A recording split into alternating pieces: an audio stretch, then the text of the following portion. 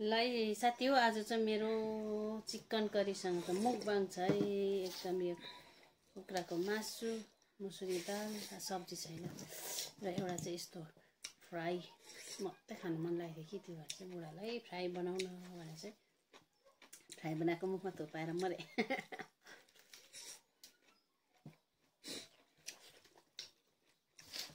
चाटमा दलेको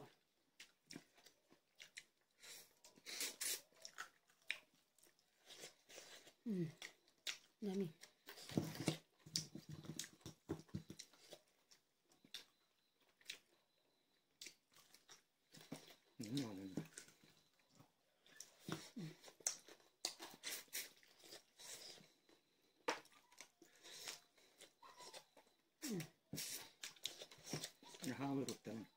दामी दामी भन्दा पनि दामी भयो।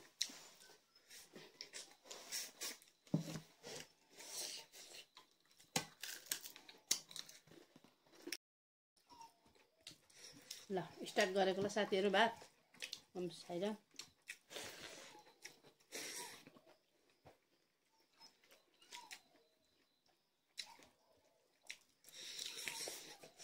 कत्रो भात खाएको भन्नुहुन्छ होला है। भात खाएर त काम गर्नु पनि सक्छ।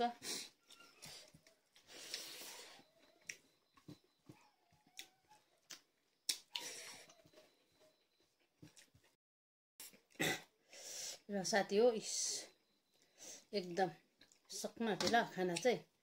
अब अन्तिम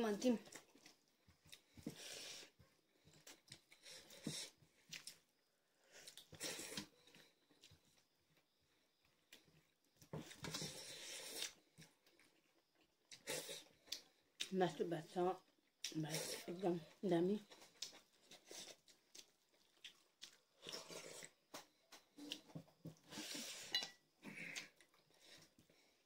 तपाईँले खाएर खाएन, मैले खाएँ ल।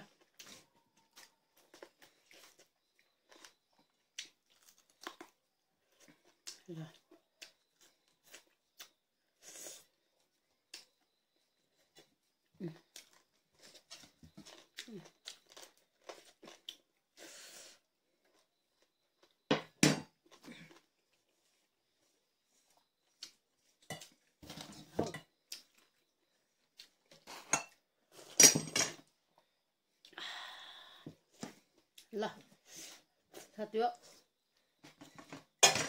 आजको डिनर यसरी बित्यो। तपाईँहरूसँग बिदा चाहन्छु।